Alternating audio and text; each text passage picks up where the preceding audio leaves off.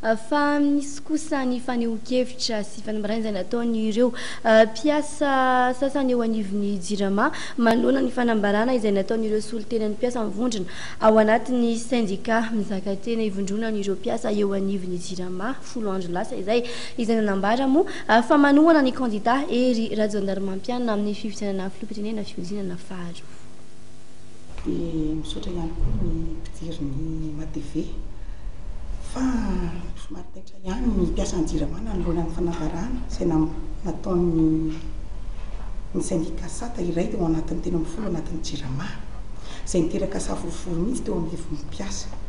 fa tsy ahifina nefa fa niasan'ny syndika dia natao hiaro ny tombontsoa amin'ny mpiasa sy ny orinasa fa tsy tokony afangaro amin'ny raharaha politika mihitsy satria ny syndika dia tsy afaka mamefy ny safidin'ny mpiasa mpikambana ao aminy manoloana ny raharam-pirenena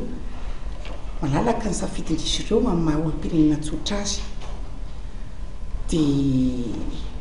kanefa tsy misakana izay ny safidin'ny mpiasa tsirairay izany ny fidiran'ny mpiasa tsirairay avy ao anatin'ny amaha olo-pirenena azy zany ao anatin'ny fanohanana olona iray. Fanampin'izay zay zany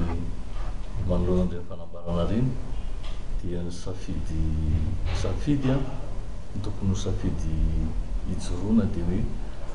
iza no afaka hiaron'le orinasa izaniza zany président lanio dia zay nenay ny mbata dia apetraka anay hoe arovana aloha le orinasa-panjakana io hany orinasa-panjakana velona sy manao service public manao fampandrosoana eto Madagasikara dia tokony ny mahavelona an'le orinasa aloha zany no atao mba hahafahany manao ny asany amin'ny fampandrosoana